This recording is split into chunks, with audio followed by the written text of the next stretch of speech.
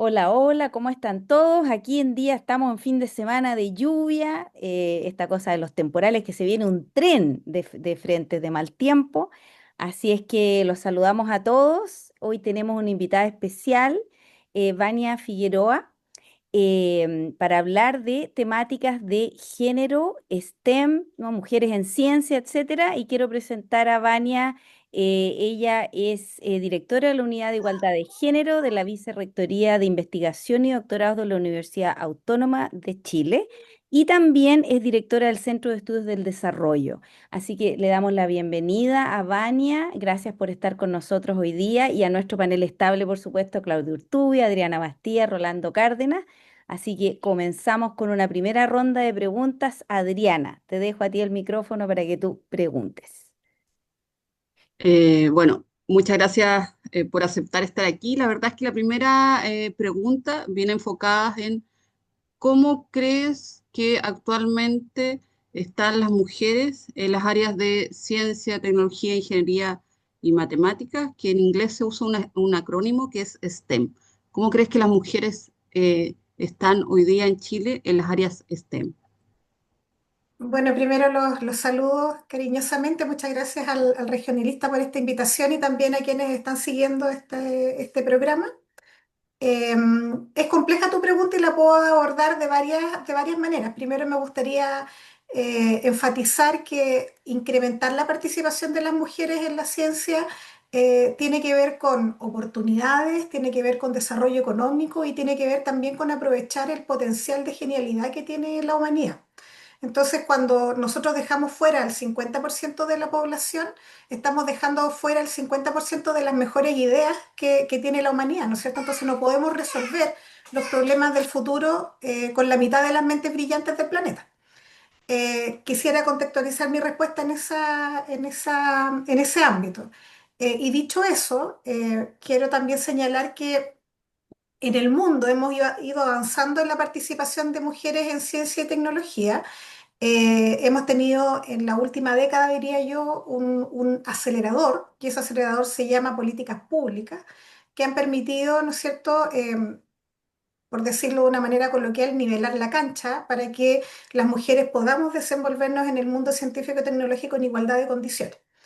Entonces hemos ido evolucionando. En Chile las cifras de participación de las mujeres han ido aumentando y todo eso trae beneficios sociales, económicos y también de descubrimiento que nos permite avanzar en sociedades que estén basadas en el conocimiento, que básicamente es como el futuro hacia el cual estamos caminando. Perfecto. Rolando.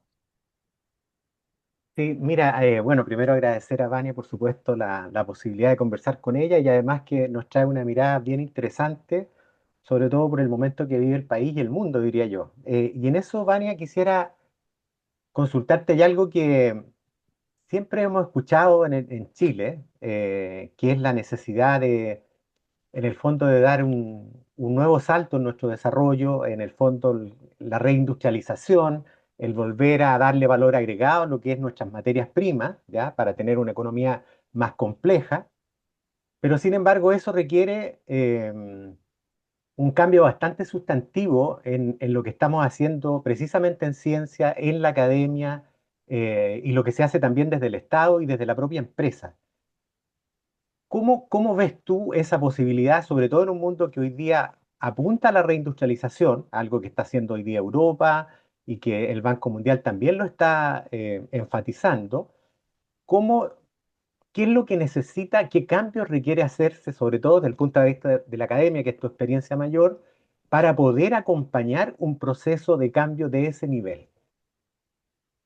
Es interesante la pregunta, es compleja y no tengo una respuesta fácil tampoco, así que la voy a abordar de distintas dimensiones. Lo primero que quiero decir es que los empleos del futuro están basados en ciencia, en tecnología, en ingeniería, en matemáticas. El acrónimo que usó Adriana al principio del programa, STEM, son las siglas en inglés de esas disciplinas, ¿no?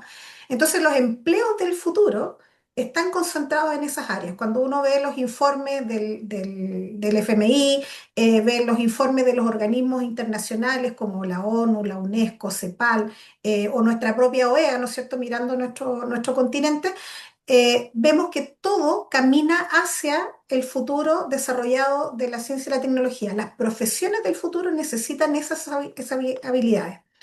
Eh, y una primera dimensión de lo que tú me preguntas, Rolando, es decir, estamos preparados en Chile con un contingente de personas formadas en ciencia y tecnología para abordar ese futuro, ese empleo futuro, porque muchos de los empleos que van a ser o que van a primar, ¿no es cierto?, en las próximas décadas, ni siquiera los conocemos, ni siquiera se han inventado.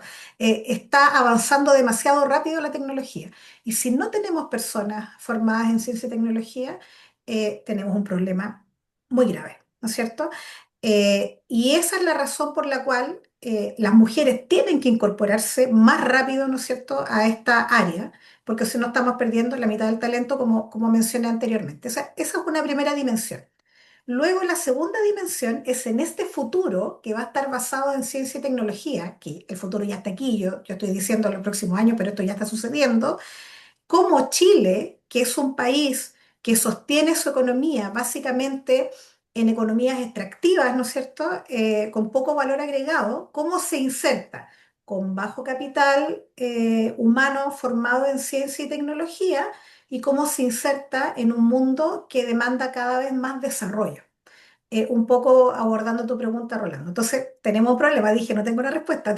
Voy a conceptualizar los problemas. Entonces, tenemos ese problema. Yo estoy en la región de O'Higgins, vivo en Rancagua, una zona profundamente minera, eh, que debiera estarnos preocupando, ¿no es cierto?, la formación de las futuras generaciones, en donde se van a desempeñar. Hoy día la mayoría de la minería está automatizada.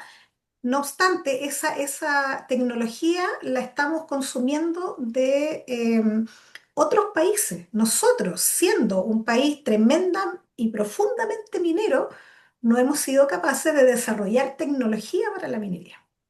Cuando uno observa otros países que basan su economía en recursos naturales, pensemos en los países nórdicos, por ejemplo, que en algún momento estuvieron desarrollando o sustentaron su economía en la pesca, por ejemplo, o en la producción de madera, se volvieron especialistas en desarrollar tecnologías para la explotación de madera que después terminó derivando en otras tecnologías y hoy día sus economías se sustentan en el conocimiento y en la innovación. Estoy hablando de países chiquititos, los países nórdicos, y que nosotros siempre los miramos como un ejemplo a seguir. Pero aquí en Chile tenemos una tremenda industria minera, ¿no es cierto? No sé si llamarla industria, la verdad, pero no hemos sido capaces de desarrollar tecnología y seguimos hoy día exportando piedra, por decirlo de algún modo, repitiendo un poco la historia de lo que nos pasó con el salitre, ¿no? Había muchas voces que decían el salitre se va a acabar, va a salir algo mejor. Resulta que el salitre se acabó, salió algo mejor.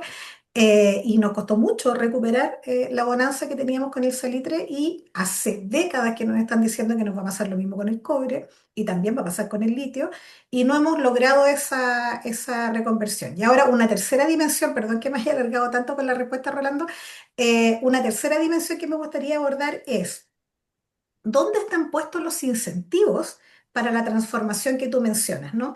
De cómo pasamos de ser un país que basa su economía en poquitas dimensiones y principalmente en las industrias extractivas, a pasar a ser una economía que desarrolle, ¿no es cierto?, la innovación y la ciencia.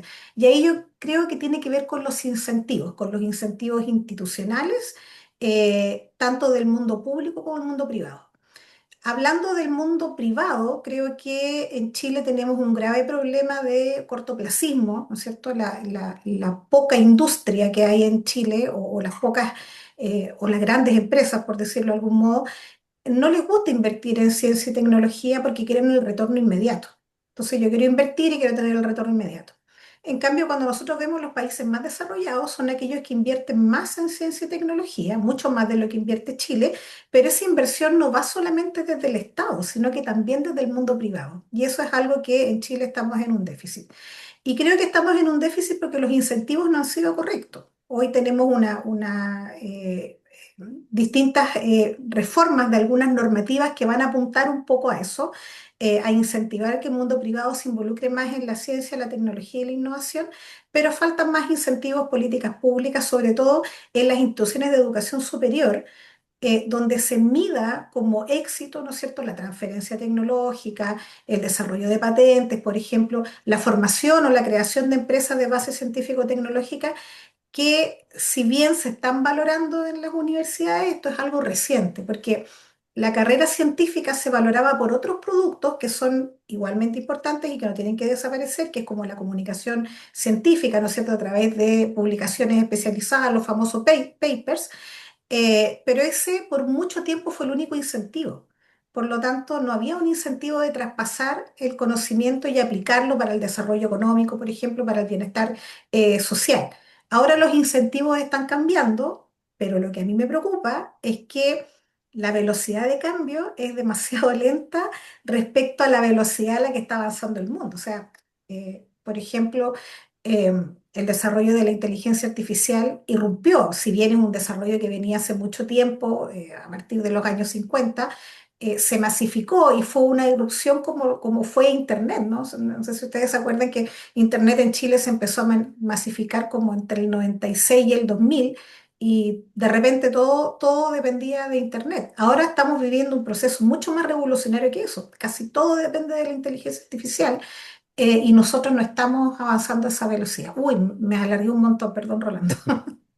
Muy interesante. Claudio, está en silencio, Claudio. Sí, tenía razones para estar en silencio. Sí, Los escuchamos. sí, que no se me metiera el ruido familiar aquí. Unos niños que andan dando vueltas por acá. Vania, tomando el tema de nuevo del género. Si tú miras lo que está sucediendo en Chile y en el mundo, ¿seguimos avanzando a paso firme o tenemos señales de alarma? Bien, súper interesante la pregunta, Claudio, porque yo creo que hemos avanzado, pero llegamos a un punto de inflexión que nos puede hacer retroceder todo lo que habíamos avanzado. Eh, Podría ejemplificarlo así. En Chile hemos avanzado a dos velocidades, por decirlo de algún modo, ¿no es cierto? Hoy día las mujeres somos mayoría en la matrícula de primer año en la universidad, alrededor del 52%, ¿no es cierto? Pero si miramos específicamente las carreras de ciencia y tecnología, por ejemplo, las ingenierías, vemos que eso cae drásticamente y una de cada cinco estudiantes que se matriculan en esas carreras es una mujer, ¿ya? Por lo tanto, eso evidencia que las brechas estructurales siguen existiendo, ¿ya?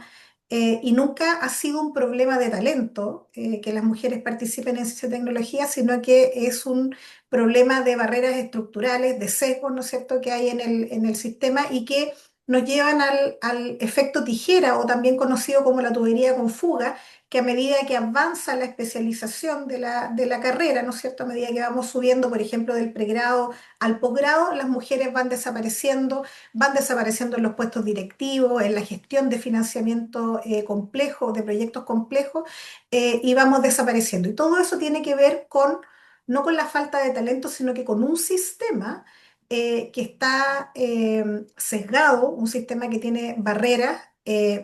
Pero lo importante es que lo que hemos logrado, y ahí lo vinculo con los riesgos, Claudio, lo que hemos logrado no ha sido por arte de magia ni tampoco ha sido por buena voluntad de las personas en las instituciones. Esto se ha logrado con políticas públicas concretas, ¿ya? Y eso es muy importante señalarlo. En la última década hay distintas herramientas que se han desarrollado a partir de la creación de nuestro Ministerio de Ciencia, que tiene que ver con instrumentos que apoyan a las universidades, ¿no es cierto?, para la eliminación de aquellas barreras que impiden que las mujeres se inserten en igualdad de condiciones en el mundo científico y tecnológico. Y lo que está sucediendo hoy día, vemos un freno a esas políticas públicas, ¿no es cierto? El ministerio tiene una política de género en ciencia y tecnología, una política por decreto, ¿no es cierto?, que viene de la administración del ex ministro Kub y de la ex subsecretaria Carolina Torrealba. Y esto se mantuvo durante el gobierno del presidente Boric. Y ahora esto está retrocediendo y se ha anunciado, por ejemplo, que el primer instrumento de política pública que apoyaba a las universidades para eliminar barreras en las áreas STEM, que son las áreas científicas, ¿no es cierto?, se va a detener. Ese instrumento ya no corre más, que es el instrumento de innovación en educación superior, conocido como proyectos INE Género, y se anunció que esos proyectos ya no van a continuar. Por lo tanto, esa política pública que estaba apoyando a las instituciones, hoy se le pone un freno de mano, digamos, y eso para mí representa un riesgo en un contexto global que va apuntando en esa dirección y si quieres lo podemos profundizar, pero para terminar mi respuesta me quedo ahí. Es que le pusiste el título que está bien, porque pareciera que es un puro problema. Una política, diríamos, un programa en particular dentro de una política pública que está frenada, pero tú dices que hay un contexto más global amenazante. Así es, hay un contexto donde se están viendo retrocesos en los avances que se habían logrado en participación y en igualdad de género. Y esto nosotros lo hemos visto en distintos países. Y esto se combina con un movimiento, diría yo, antiintelectual, con el negacionismo científico, que está primando en distintos países. Podemos ver ejemplos en Argentina, aquí cruzando la cordillera, ¿no es cierto? Lo que ha pasado con el desmantelamiento de las políticas de género en el CONICET, que el CONICET es como la Comisión de Ciencia y Tecnología Argentina, el equivalente a nuestra ANIT, a nuestra Agencia Nacional de Investigación y Desarrollo, que es la agencia estatal que financia la ciencia. Y se han suprimido todos los programas que tienen que ver, ¿no es cierto?, con igualdad de género y con avances en esa línea, no solamente en esa línea, muchos más proyectos ambientales, etcétera. Lo mismo observamos en Estados Unidos, donde hubo un recorte brutal, ¿no es cierto?, a la ciencia y la tecnología, sobre todo en temáticas de perspectiva de género, es decir, grupos que investigaban enfermedades que se manifiestan de manera distinta en hombres y mujeres, tremendamente relevantes, enfermedades neurodegenerativas, por ejemplo, se les recortaron sus financiamientos, y eso afecta a hombres y a mujeres. Ahora, el daño es mayor para las mujeres porque las mujeres ya tenemos dificultades en un sistema injusto, entonces cuando nos cortan los fondos y vienen estas políticas que son regresivas, nos afectan mucho más. Y también lo observamos en Brasil, lo hemos observado en Hungría, por ejemplo, y eso yo creo que pone en alerta todo el sistema, de todo lo que hemos avanzado en políticas de igualdad de género, vemos que hay un retroceso y yo ponía el ejemplo de este instrumento que se acaba como un síntoma que eh, aquí yo voy a ser pesimista, creo que esto se va a profundizar en el tiempo, lamentablemente, porque hoy día vemos una administración que tiene otros ejes y otros focos, y la igualdad de género en estos temas al parecer no es una prioridad. Mm. Vania, yo quería intervenir en esto porque tú mencionaste algo que a mí me toca, digamos, de cerca. Yo trabajo en una universidad en Estados Unidos, entonces lo he visto de cerca. Lo que dices tú de el que se ha sacado financiamiento, como dices tú, a ciencias en particular. Y con el tema de género, bueno, en la universidad, por ejemplo, donde yo trabajo, cuando hubo un cambio administrativo hacia la ultraderecha, en la primera medida que tomó la nueva administración fue sacar los estudios de género. Entonces, esto es una cosa que, como dices tú, se está dando a nivel global, partiendo con Estados Unidos y a nivel regional lo estamos viendo, como dices tú, en Argentina, que ha sido catastrófico. Yo tengo colegas que me han dicho, no, de realmente tremendo lo que está pasando en Argentina y en otros países de la región. Yo me imagino que lo vamos a ver también esto replicado en Perú, en Colombia, que tienen también nuevos presidentes de ultraderecha. Así es que eso. Quería hacer una segunda ronda. Adriana, si tú tenías alguna otra pregunta, Sí. Rolando, lo mismo.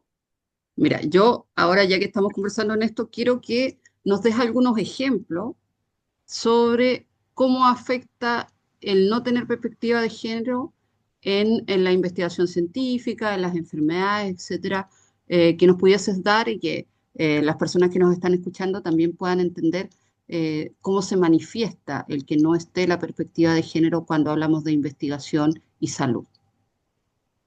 Bueno, tiene la falta de perspectiva de género y la falta de mujeres en la ciencia tiene varios impactos en los desarrollos científicos y tecnológicos. Si la, mu- Partiendo, pensemos en lo siguiente, ¿no es cierto? La tecnología hoy día está moldeando todos los aspectos de nuestra vida, desde los algoritmos de la inteligencia artificial, ¿no es cierto?, hasta el diseño de la medicina. Y si las mujeres no estamos en la mesa de diseño, las soluciones se crean con un punto ciego que es gigante, ¿no es cierto? Entonces, diseñar el futuro, este futuro que estamos proyectando, que yo digo que ya está aquí, sin mujeres es diseñar un futuro incompleto y que va a estar defectuoso. Y eso lo vemos, ¿no es cierto?, lo vimos durante la pandemia, fue súper relevante, pero lo hemos visto a lo largo de todo el desarrollo científico y tecnológico. Un ejemplo claro son los corazones artificiales, cuando se diseñó el primer corazón artificial que permite a las personas sobrevivir mientras esperan un órgano, ¿no es cierto?, para ser trasplantado, fue diseñado pensando en el cuerpo de un hombre.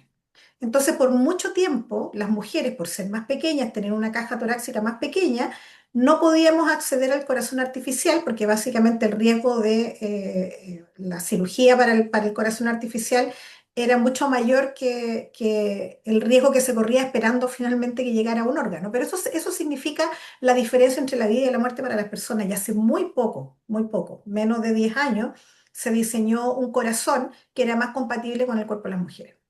De eso estamos hablando de miles de fármacos que se han diseñado, incluyendo en las pruebas clínicas solamente a hombres y que tienen efectos secundarios en las mujeres. Un caso súper emblemático fue el Solpidem, que es un medicamento para tratar la ansiedad, la depresión, y ese medicamento, la mayoría de las pruebas clínicas se hicieron en hombres, ¿no es cierto?, con una representación insuficiente de mujeres, y lo que pasa es que nosotros las mujeres tenemos una composición de grasa, masa muscular distinta, ¿no es cierto?, y una fisiología con unas características particulares que hacen que procesemos los medicamentos de una manera distinta o excretemos los medicamentos de una manera distinta. Por lo tanto, los efectos pueden ser más potentes. ¿Y qué es lo que pasaba? Que había mayor riesgo, por ejemplo, al conducir un automóvil estando con el tratamiento, porque la dosis de ese medicamento se había calculado en base a estudios con hombres, entonces las mujeres requeríamos una dosis más baja. Entonces estábamos en un riesgo, ¿no es cierto?, de tener más accidentes de tránsito cuando estábamos con ese medicamento. Y un ejemplo clásico también en el área de la ingeniería y el diseño tiene que ver con los cinturones de seguridad. Desde el 2012 que se sabe que los estudios muestran que las mujeres tenemos casi un 70% más de probabilidades de morir en un accidente automovilístico o de sufrir lesiones graves. Y esto tiene que ver con que los cinturones de seguridad fueron diseñados con muñecos de prueba, ¿ya? Estos muñecos que se usan para chocar los automóviles y ver el efecto, fueron también pensados en un cuerpo masculino promedio. Y por lo tanto las mujeres, el cinturón no nos protegía, todavía no nos protege, ¿ya?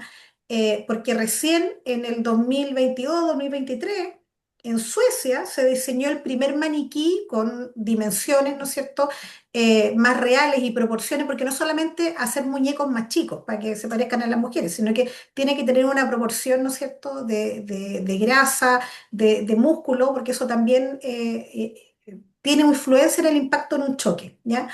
Pero como no se hacía eso antes, nosotros siempre tenemos más riesgo de sufrir lesiones graves en un accidente automovilístico o más probabilidades de morir. Y eso tiene que ver con que las personas que están sentadas diseñando los automóviles y las pruebas de choque eran mayoritariamente hombres.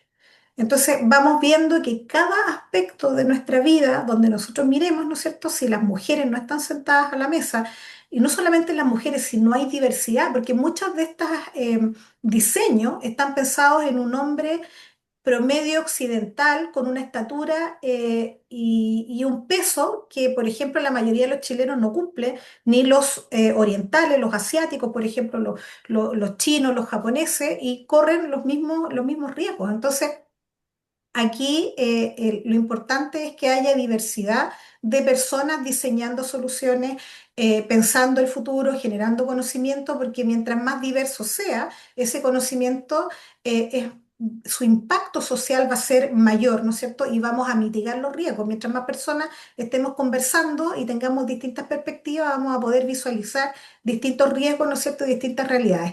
Con eso tiene que ver la participación de las mujeres en ciencia y eso podría ser algunos ejemplos de lo que ocurre cuando no están sentadas a la mesa. Excelente perspectiva, Vania, ¿no? Porque no pensamos nosotros en este tipo de cosas necesariamente, entonces muy interesante lo que nos dice. Rolando, ¿tienes tú alguna otra? Sí, en realidad bien, tal como tú decías, Alicia, los ejemplos que da Vania son muy, muy clarificadores, ¿ah? Y es algo que uno no piensa porque como vivimos en una suerte de sesgo, no nos damos cuenta de lo que está pasando a nuestro alrededor. Y Vania decía algo muy importante, no podemos darnos el lujo de dejar la mitad del talento del país fuera de la cancha, ¿no? Y eso es algo que hay que mejorar. Ahora, más allá del fenómeno de la ideología, ¿no? De la sobreideologización que vivimos hoy día, que no es un fenómeno que viene de ahora, sino que viene de hace algún tiempo, y que uno siempre tiene que estar atento para no caer en ese juego. eh, Me gustaría saber, Vania, porque cuando hablamos de las trabas que tienen las mujeres para poder estar en igualdad de condiciones, eh, estamos hablando de la educación que se recibe en el hogar, estamos hablando de lo que pasa en los colegios, donde a las niñas se les dificulta y no se les estimula para poder ser parte de las carreras más científicas, etcétera, ¿no? Hay todo un cúmulo es un tema bastante más sistémico que nos tiene que ver solo con la educación superior. Y en ese sentido, entiendo que se aprobó hace poco la Estrategia Nacional de Ciencia y Tecnología. Yo no sé si en esa estrategia se ha considerado algún elemento que pueda ayudar a eliminar estas trabas, ¿ah? Y si eso se es solo pensando en las instituciones de educación superior o hay una mirada más sistémica que pudiera ir ayudándonos a mejorar esta realidad para las mujeres a todo nivel. Bueno, Rolando, como tú señalas, el problema es complejo porque está a todo nivel, es cultural y es multisistémico. Creo que el principal problema tiene que ver con los sesgos y con los sesgos inconscientes. La mayoría de las personas toma decisiones sesgadas en cuanto al género y no tiene que ver con que las personas tengan una decisión consciente de perjudicar, ¿no? Es inconsciente y es por la cultura, ¿no es cierto? Por la crianza, etcétera. Ahora sí, nosotros vemos la nueva estrategia de ciencia y tecnología. Yo tengo sentimientos encontrados porque siento que la perspectiva de género se reduce principalmente a incrementar la participación de las mujeres. Y lo que hemos venido hablando es que esto no se reduce a una cuestión numérica, ¿ya? Sino que se reduce o sea, se amplifica en realidad a la participación de las mujeres tienen que participar, ¿no? Las instituciones se tienen que transformar para que las mujeres puedan participar. Que si las instituciones no se transforman, van a seguir existiendo las barreras estructurales que experimentamos en las instituciones. Y luego el conocimiento se tiene que transformar. Por lo tanto, la dimensión de género es mucho más amplia y siento que la estrategia nueva no la aborda de esa manera, pese a que hay una política nacional de ciencia, tecnología, conocimiento e innovación con perspectiva de género que se aprobó y tiene una proyección al 2030. eh, y que es importante recogerla, pero siento que la estrategia no la incorpora en su complejidad y en esa dimensión.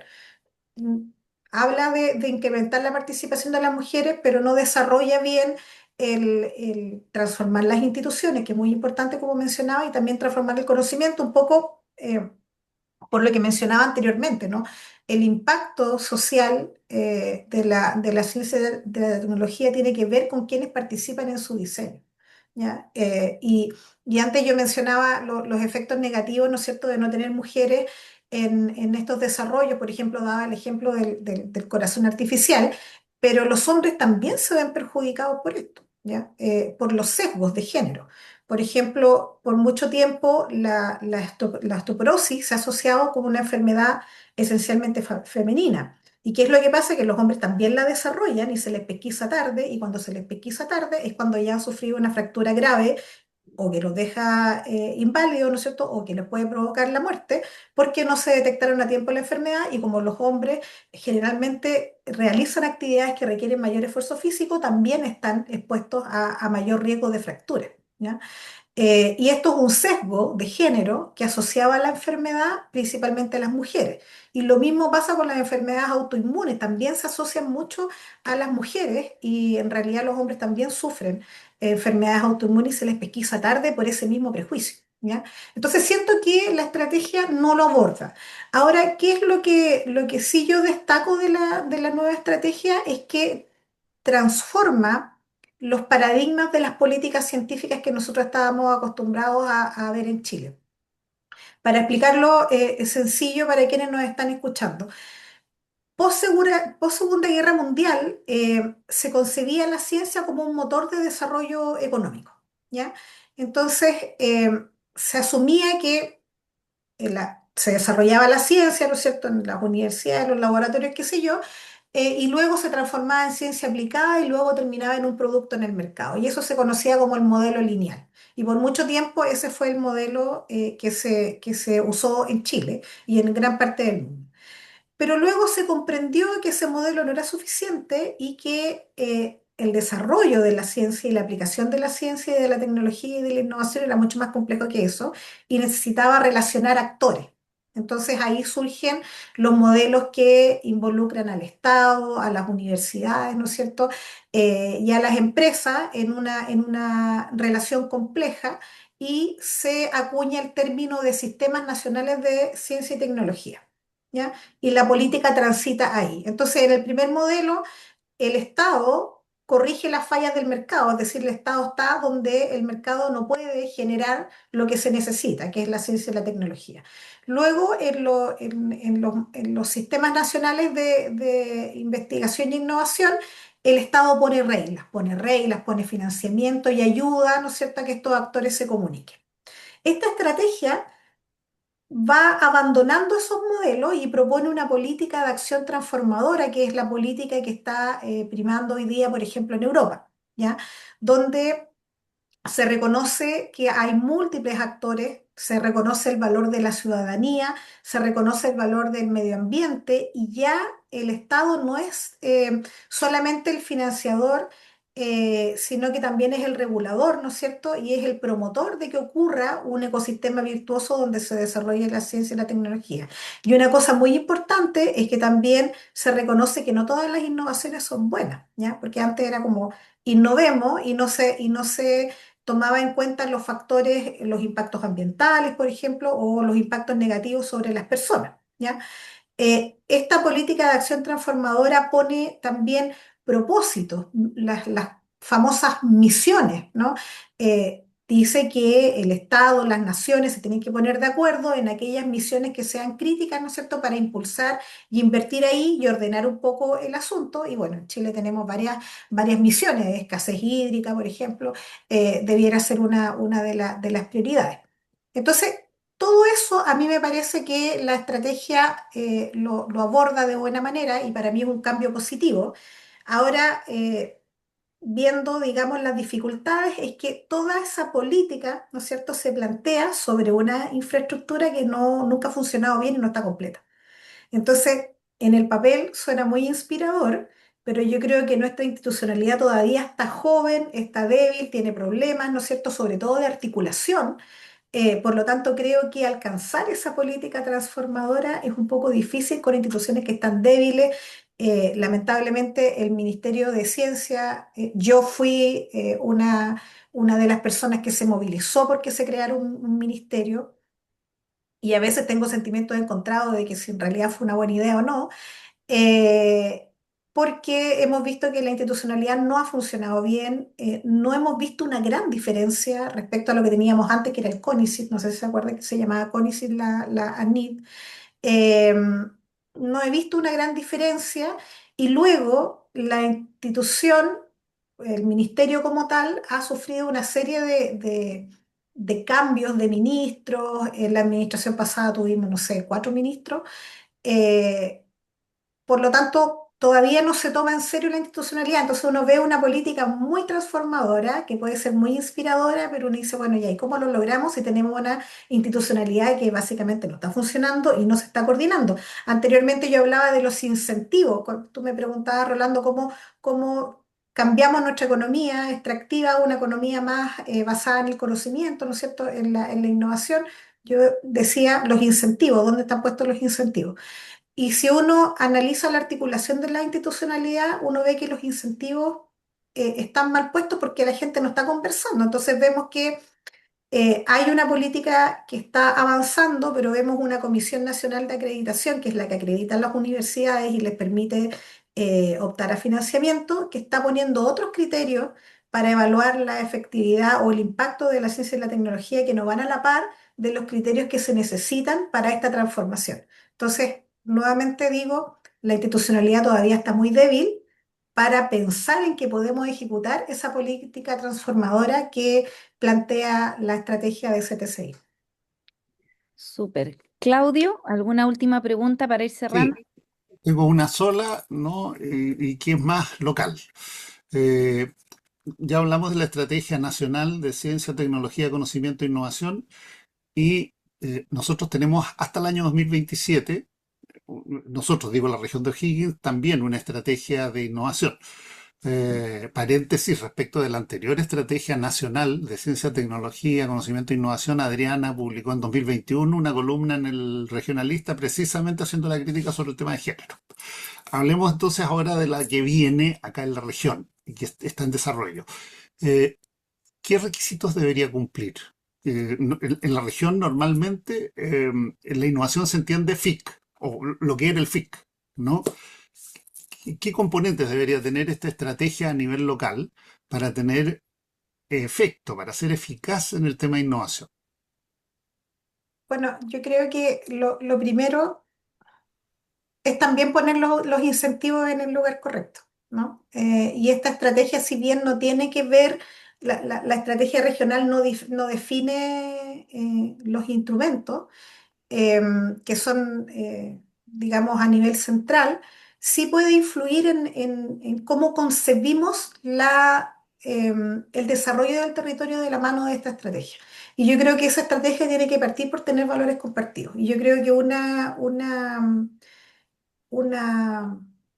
una cosa por la que se destaca la región de O'Higgins, por la que se mal destaca, por decirlo de algún modo, es por los escándalos de corrupción en esta región. O sea, si nosotros nos remontamos, aquí es como una dimensión paralela, ¿no es cierto? Porque aquí ocurren grandes escándalos de corrupción, de malas prácticas, y el FIC no es la excepción, ¿ya? El Fondo de Innovación para la Competitividad que se creó con el fin de poder impulsar el desarrollo de las regiones con ciencia y tecnología, por mucho tiempo fue abusado, ¿no es cierto? Los consejos regionales no estaban haciendo bien su trabajo. Las instituciones de educación superior tampoco, y finalmente miles de pesos, ¿no es cierto?, se iban a proyectos que no cumplían o no generaban los impactos que se buscaban, que era aumentar la competitividad de los territorios, ¿no? Y esto no es algo que yo lo diga digamos, por antojo, sino que hay que ir a mirar los informes de la DIPRES y uno en la región que mire, ¿no es cierto? Este instrumento fue abusado hasta el hartazgo. Y viene un rediseño de ese instrumento que va a tener que abordar la nueva estrategia regional. Y yo creo que una de las cosas que debería poner acento es cómo concebimos la región desde una mirada compartida, desde valores compartidos. Yo creo que eso es lo principal, ¿no? ¿Qué valores compartimos? ¿En base a qué vamos a desarrollar nuestro territorio? Porque más o menos las necesidades nosotros las sabemos, ¿no es cierto? Escasez hídrica, somos una región eh, prominentemente agrícola, por lo tanto, todos los desarrollos que vayan en esa área van a ser eh, objeto de incentivo, ¿no? Pero ¿bajo qué premisas, bajo qué valores vamos a organizarnos como territorio? Y yo creo que ya Chile ha estado lo suficientemente golpeado, ya nos corrimos el velo de esta esta cosa que nos repetíamos nosotros mismos, ¿no es cierto?, de que somos un país tan estable, ¿no es cierto?, tan bien portado, por decirlo de algún modo, ya sabemos que estamos corriendo el velo y ya no es así. Y vuelvo a repetir, la región de O'Higgins es una región donde hay casos emblemáticos de malas prácticas. Entonces yo creo que una estrategia debiera partir, ¿no es cierto?, poniéndose de acuerdo en eso. Y uno puede decir, bueno, pero si eso no tiene nada que ver con la ciencia y la tecnología, yo diría que tiene todo que ver. Todo que ver en pensar nuestra región desde valores, ¿no es cierto?, desde visiones compartidas que nos lleven a un desarrollo que sea mejor, ¿no? Porque finalmente a eso apuntamos. Y yo creo que justamente lo que nosotros estamos viviendo hoy, ¿no es cierto?, con este tren de sistemas frontales en pleno julio, ¿no es cierto?, nos está hablando que la naturaleza cambió las reglas del juego.